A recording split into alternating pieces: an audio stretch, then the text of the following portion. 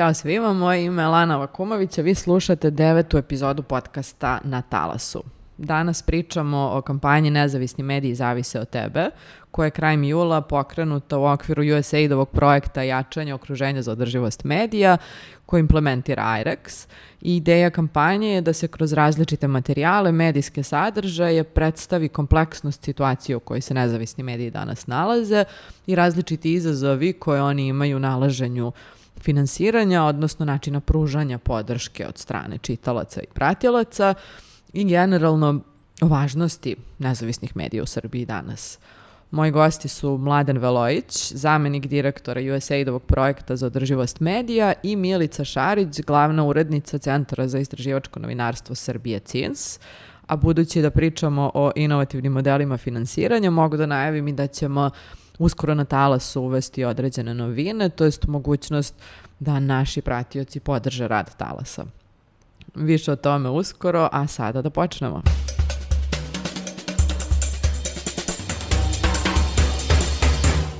Mladene, reci nam za početak čime je motivisana kampanja Podrži medije, odnosno nezavisni mediji zavise od tebe. Šta vas je navelo da počnete time da se bavite?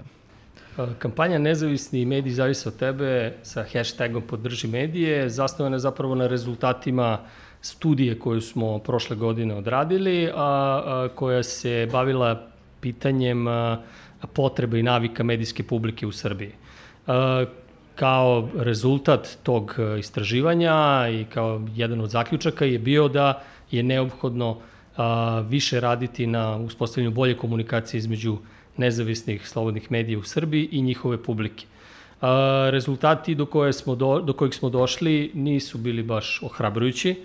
Velika većina, ako mogu tako da kažem, se izjasnila da ne bi plaćala za medijski sadržaj, dok opet pozitivna strana tog istraživanja jeste da bi nekom manjom procentu bi građani ipak podržali. Mi smo se fokusirali baš na tu grupu ljudi, u nadi da ćemo kroz set nekih sveobuhvatnih aktivnosti koje traju već mesec i po dana i trajaće još mesec i po dana, približimo zapravo nezavisne medije publici i obratno, jer neophodno je, ukoliko nezavisni mediji žele da računaju na podršku svoje publike, da se to poverenje koje negde postoji više, negde manje, dodatno izgradi, dodatno ojača, kako bi ceo taj odnos zapravo bio normalniji nego što je to bio slučaj ranije. I nadamo se da ćemo doprineti boljoj slici kada je u pitanju odnos nezavisnih medija i njihove publike.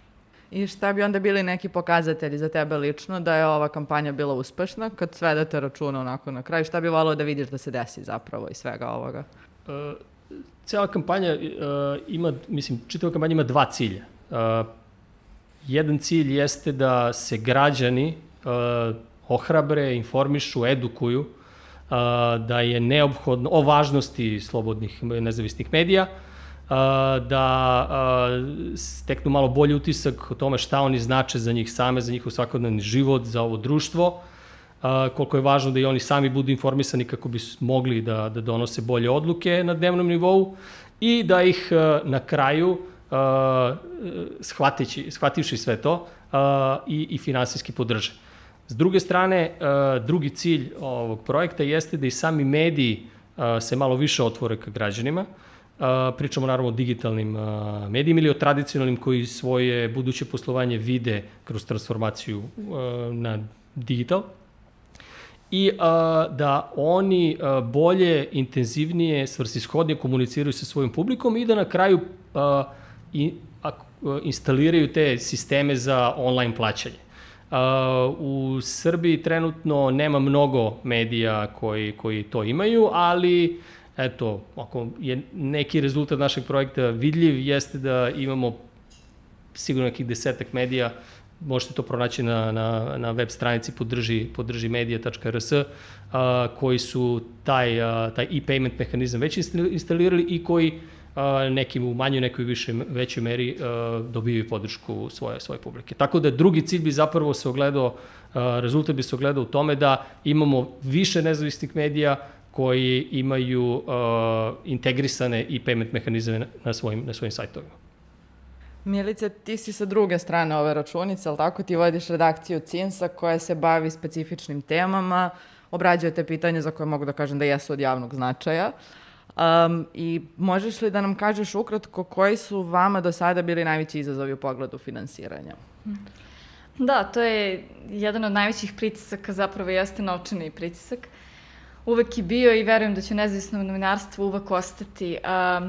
Nama je najbitnije da praktično dobijemo, odnosno osvojimo novac, pošto se to više liči na osvajanje nego na bilo kakvo dobijanje, odnosno grant, da osvojimo novac za ono što verujemo da radimo. I to je zaista najveći problem donatora ovde, srećom još uvek ima, podrška postoji, međutim, znate kako, nekad dolazite u situaciju da morate da se prilagođavate vi malo, kao što mi pokušamo donatorima da objasnimo uvek šta ono što nama treba i mi moramo malo se prilagođavamo njima, naravno nikako u sferi odgovornog novinarstva, nikako u sferi da mi bilo šta u načinu na koji radimo menjamo, ali neke teme prosto se tu, ajde kažem, same nameću, neke teme su važne, na primjer, Evropi, neke teme su, znate, nekako vi uvek sve vreme pokušavate da održite, da budete finansirani konstantno i da nemate neke velike oscilacije, što je najveći problem, jer prosto, mislim, ako ne platite čoveka svakog meseca, čovek više neće raditi. Mislim, niko od nas ne može da živi od vazduha, to je prosto tako. Tako da pokušavate da nemate nekako oscilacije i da sve vreme balansirate između onog što niko neće platiti, a vi znate da treba da se uradi, da se o tome piše, da se to istraži i onoga što žele donatori da plate, da se radi. Mislim da smo mi dosta uspešni u tome. Naravno, što su nam finansije stabilnije i što su nam ruke odrešenije, u smislu da ne dobijemo novac za konkretnu stvar, nego novac dobijemo za rad naš, to bolje. I čini mi se da negde u tom smislu je podrška jako važna i ovaj Arixov projekat je jako važan za one delove, aspekte našeg rada na koje mi ne obraćamo dovoljno pažnju. To je približavanje građanima, tu se potpuno slažem, to je nešto na čemu mi pokušavamo da radimo, ali stvarno su nam kapaciteti, mislim, nas je 7. To mi ne možemo i da pišemo, i da vodimo, i da komuniciramo, i to je prosto neverovatno. Pričam samo o redakciji, ne pričamo o direktori, projekt menadžerki, finansijama, koji pokušamo sve to da ishendlujemo i da sve vreme se približimo nekako ljudima, da oni razumeju šta mi to radimo, a s druge strane da nam ostane dovoljno vremena za rad. Tako da mi se čini da ovakvi neki pokušaj, pogotovo van onih dometa koje mi imamo, znači edukacija ljudi koji nisu naše stalni čitaoci, kojih, hvala Bogu, ima i previše u ovoj zemlji, da se kroz na ovaj način zapravo čuje nama ko smo mi i da nas upoznaju malo. Vi na neki način gradite taj odnos poverenja koji ste ti, Mladen, pomenuli kroz kredibilitet vaših priča, kroz način na koji radite, fact-checking, detaljno. Tako je, da mi taj deo, čini mi se da imamo pokriveno, sad možda grešim, čini mi se da smo pokrili taj deo što se tiče standarda, mi fact-checkujemo, odnosno proveravamo svaku činjenicu koja se objavi na sajtu i to zaista traje dugo, mislim. Ne možeš da pustiš neproverenu ni jednu jedinu informaciju i to nekada, pošto ne zavisi od nas isključivo, često zavisi od državnih organa, to nekad traje nedeljama, samo jedna stvar da se proveri.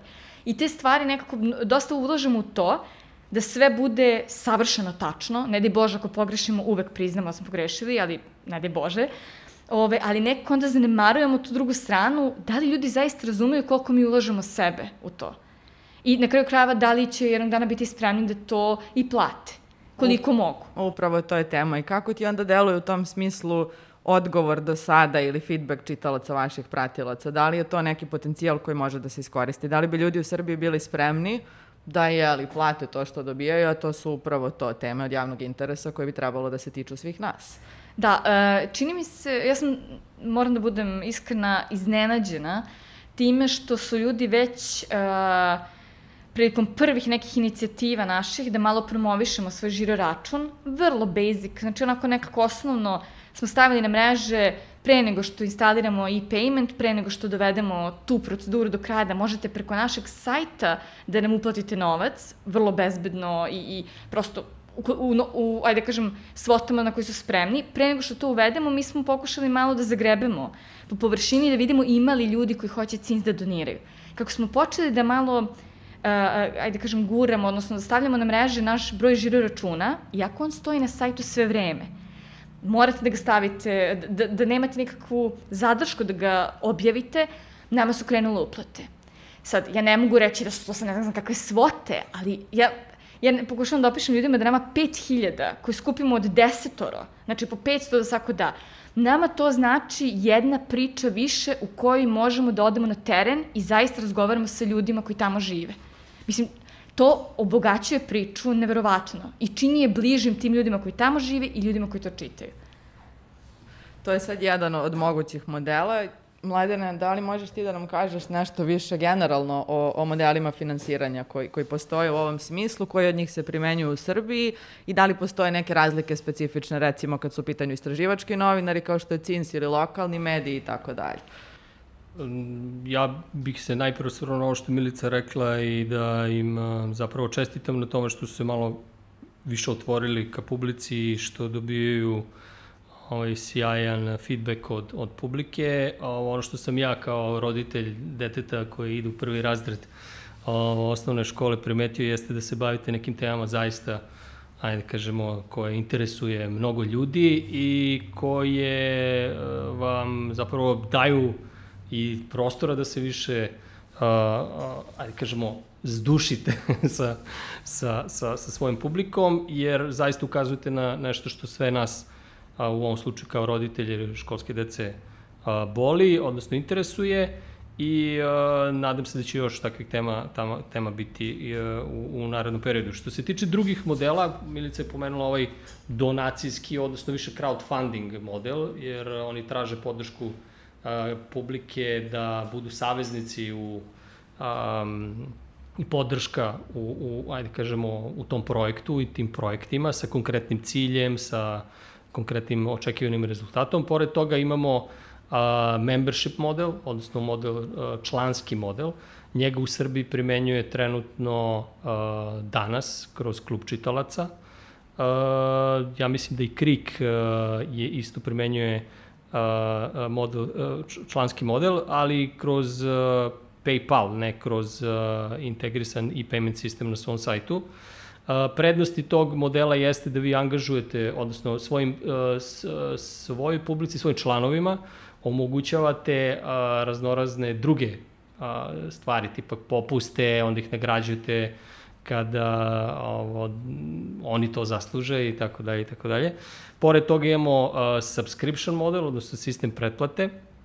U ovom trenutku znam da Beta ima taj model za beta briefing i njegova specifičnost jeste da se vi unapred pretplatite na sadržaj koji oni proizvode, odnosno koji oni nude i tu se uglavnom instalira takozvani paywall koji može da bude hard wall ili soft wall. Hard wall podrazumeva da vi nemate pristup sadržaju pre nego što izvršite uplatu, dok soft wall znači da vi imate mogućnost da pročitate nekih 5 do 10 tekstova, sve zavisi od toga kakav medij ima kakvu politiku i da onda zapravo se vi odlučite ovo je sadržaj koji meni znači, ovo je sadržaj koji vredi, koji je kvalitetan i ja imam potrebu da budem pretplatnik. U svetu je recimo to model, ja mislim Atlantic da primenjuje taj model koji u skorije vreme beleži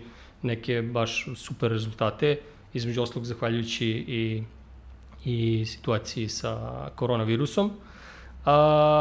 I pomenuo sam ovaj crowdfunding model koji podrazumeva pozivanje publike da učestvuju u tim vašim projektima koji mora da ima konkretan cilj i gde vi nakon prikupljenih sredstava i sprovedenog projekta informišete svoju podršku, odnosno građane koji su donirali novac, kakvi su rezultati tog projekta koji ste sproveli zahvaljujući njima. To je uglavnom to. Što se tiče ovog prvog sistema, ja mislim da je još vredno pomenuti i to da je Peščanik isto napravio i payment mehanizam i sprovodi taj donacijski model. Donacijski model se sprovodi kako možete uplatiti jednokratno, a možete uplatiti i na recurring osnovi, odnosno sistemom ponavljajućih uplata na mesečnom nivou. Tako da se vi opredelite da recimo donirate Peščaniku 500 dinara i onda svakog meseca vam se sa računa skida tih 500 dinara i koje odlaze na račun Peščanika. Guardian je isto poznat po tom sistemu. Ono što je interesantno pomenuti kada je svet u pitanju jeste da je Guardian prošle godine uspeo konačno da se izvuče iz dugova zahvaljujući publici i ostvarili su prvi put profit posle ne znam koliko godina unazad. Tipa pre godinu dana su bili u gubitku nekih 18 miliona funti, pre 3 godine 50 i nešto. Ove godine su ostvarili profit od 800.000 funti. Zahvaljujući podršci publike, koja u njihovom slučaju, ako sam dobro zapamtio, broji 650.000 pretplatnika. To je bilo samo u prošle godine, od toga plus na to se dodaje još 300.000 tih jednokratnih uplata, tako da nije ni čudo zašto su uspeli da izađu na zelenu granu. Ako ćemo pomenuti još jedan poznat, ajde kažemo, model iz sveta, to je svakako jeste New York Times, koji sada broji 6,5 miliona pretplatnika, od toga 5,7 miliona je samo na digitalu i oni su 2019. Odnosno početkom 2020. objavili da su u 2019. prvi put ostvarili više prihoda od pretplate nego od oglašivača.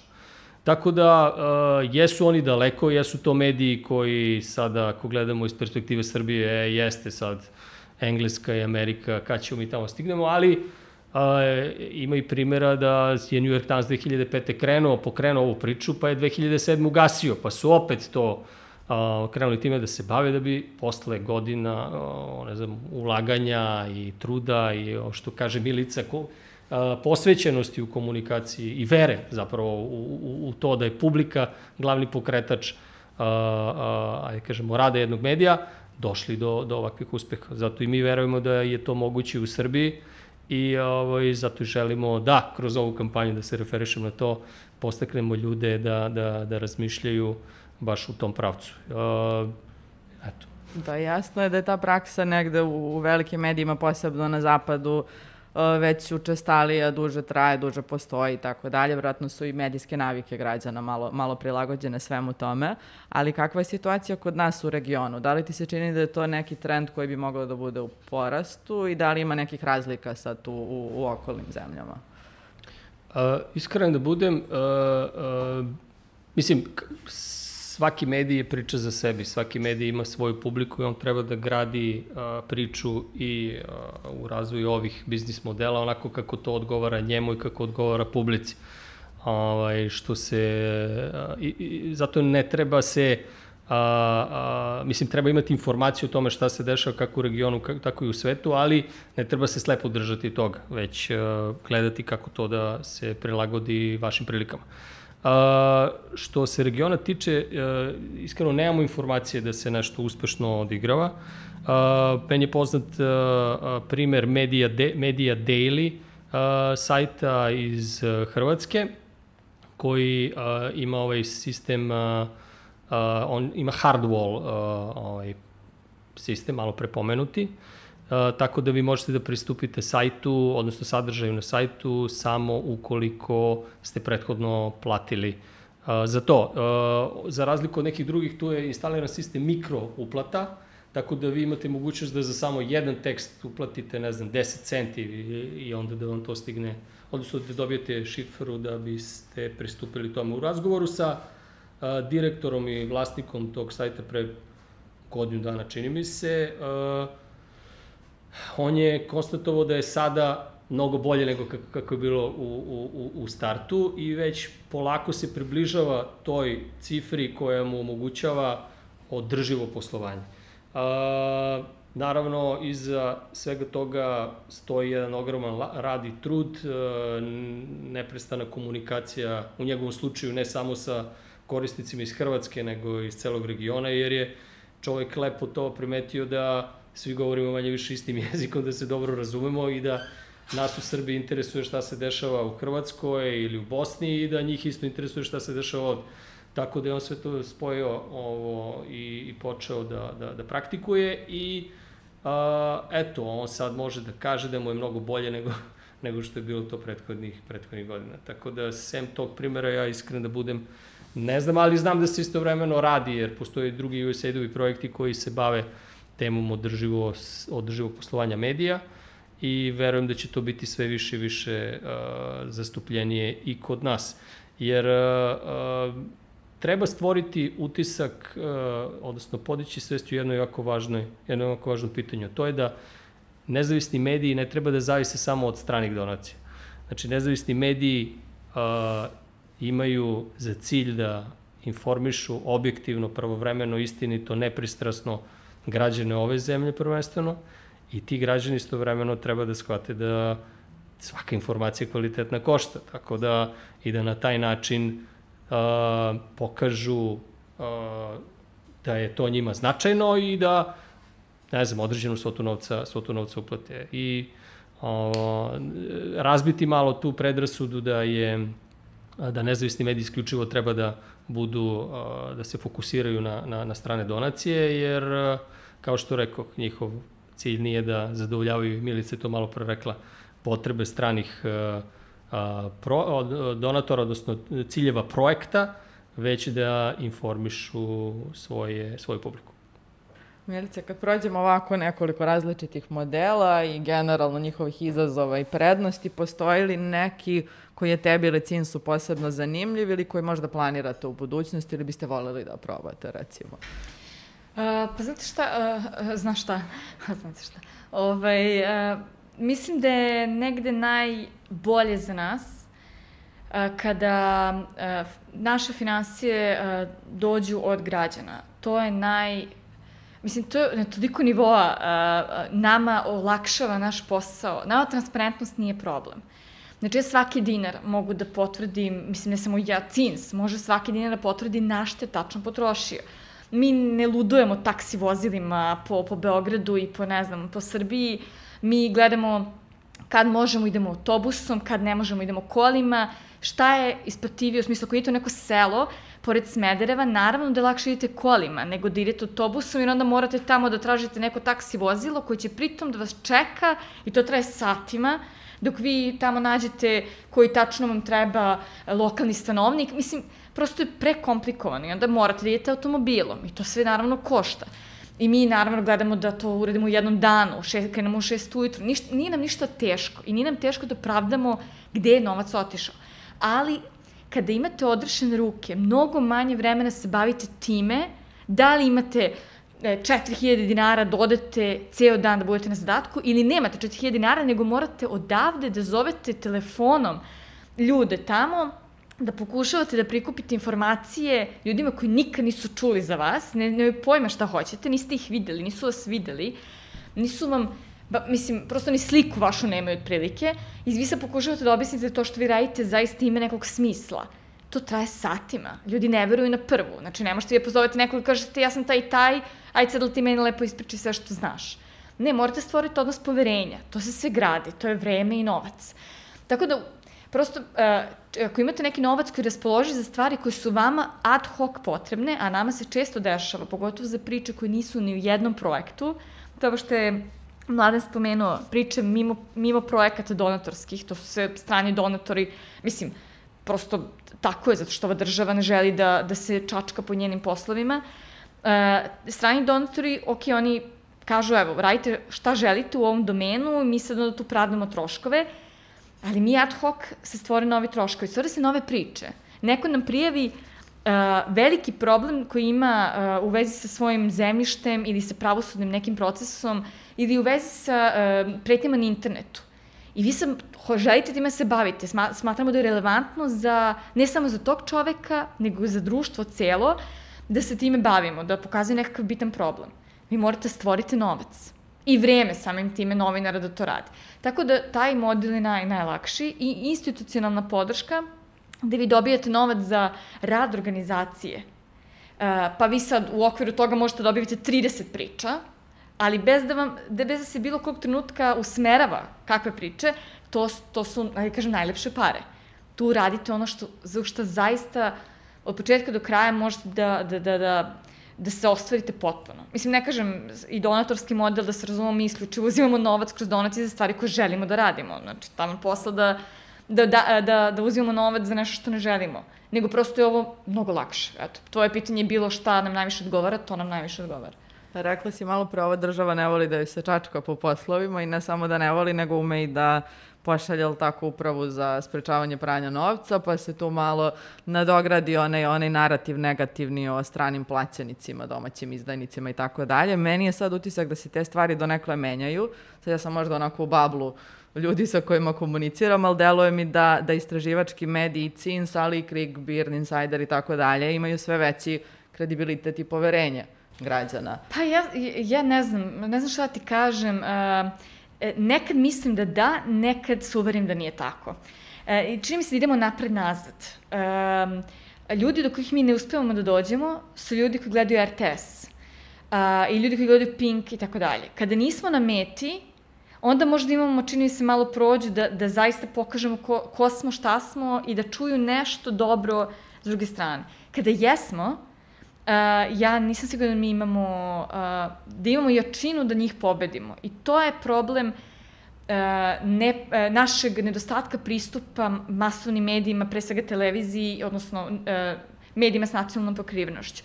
To je problem. Mi ne možemo da kažemo jednu reč, a oni mogu nama da pričaju šta žele. I mnogi u to veruju. Mislim, ja sam uvela na svom primeru. Meni bliski rođaci veruju u to što čuju, što su čuli na RTS-u ili na Pinku ili Happy-u. Mislim, hoću ti kažem, nisam baš sigurna da se to menja. Svi se mnogo više fokusiraju na uverenja koja negde duboko gaje i nekako teško ih menjaju. Mislim, generalno ljudi stavove teško menjaju, tako da i to. I koliko si onda optimistična u pogledu budućnosti istraživačkog novinarstva u Srbiji? Posebno sa ovim modelima finansiranja od strane građana i tako dalje. Da ne zvučim pesimistično, ja mislim da mi to moramo da menjamo i da mi to i menjamo svi zajedno. Da to ide ka napretku. Samo kažem da još uvek najveći broj ljudi je daleko van našeg domašaja i da to ide toliko sporo da smo svi vrlo frustrirani zbog toga. Ali da moramo da radimo, o tome moramo. Mislim, u suprotnosti izgubit ćemo i ovo slušalaca, gledaoca, nebitno čitaoca koje imamo i koji su zlata vredni. I njih ćemo da izgubimo ako ne budemo pokušavali da guramo dalje.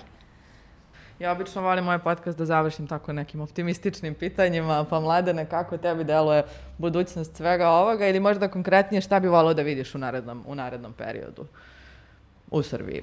Da nisam optimista, vjerojatno se ne bi bavio ovim poslom, mislim, koliko god situacija nas demantovala iz dana u dan, vjerojatno će nas demantovati u narednom periodu, ali istovremeno verujem da je to i prilika da se, uslovno rečeno, zbiju redovi, da dođe do nekih novih partnerstava, da se mediji i novinari prvenstveno više solidarišu, podržavaju jedni druge i da što je više moguće konkretizuju i svoje probleme i svoje poruke i donekle promeniti malo narativ koji će ići ka javnosti. Jer treba istovremeno da shvate da je ta javnost malo zasićena nekih, uslovno rečeno, kukanja i svega onoga što sluša poslednjih koliko već, skoro 30 godina.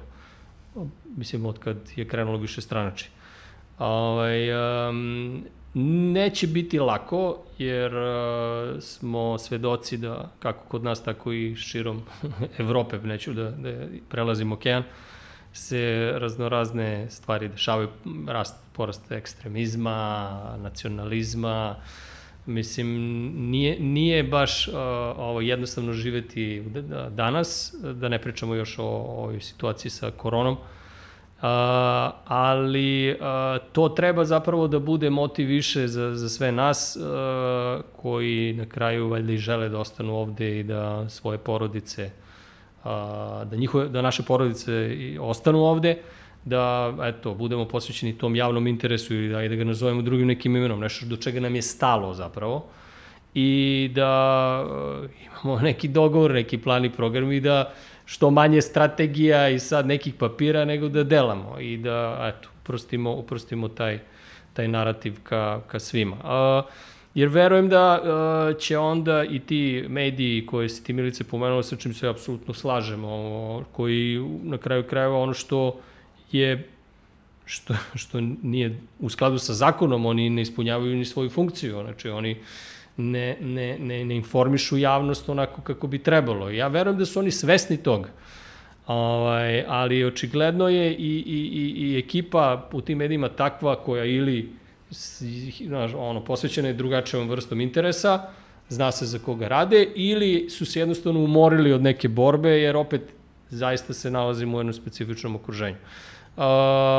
Tako da moja poruka bi u suštini bila sitnim koracima napred, što konkretnije stvari, što intenzivnija komunikacija i stavljanje u fokus tog građanina kome se mi obraćamo, jer institucija građanina je ovde devastirana, svi kažemo ma šta moj glas znači, ma šta ja mogu da promenim, zapravo možeš mnogo toga, otprilike možeš da skupiš za svojim kučetom kad šetaš ulicama, uglavnom po Beogradu, i možeš i da podigneš kesu ili flašicu, bez obzira ko je to podigao, da daš primer nekom drugom. Tako da ajde krenemo od tih malih stvari i ajde na kraju krajeva da uplaćujemo manje svote novca, odnosno novac u manjoj količini medijima, ali ajde da se opredelimo za taj čin i da vidimo da li su ti mediji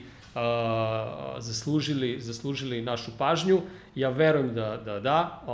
CINS je jedan od primera i verujem da ima po Srbiji još dosta medija kojima treba dati šansu. Tako da i ajde da ispromoviše malo kampanju, neka svi slušalci posete sajt podržimedije.rs, neka posete isto kanale na društvenim mrežama, na Facebooku, Instagramu i na YouTubeu. Imamo sjajne videe gde nam se obraćaju baš mlađi novinari, znači tu smo hteli da kažemo da nada postoji baš iz tog razloga što ćemo nova lica, uslovno rečeno, predstaviti i neka daju komentare, neka kažu šta im se ne sviđa, neka kažu šta im se sviđa, neka jednostavno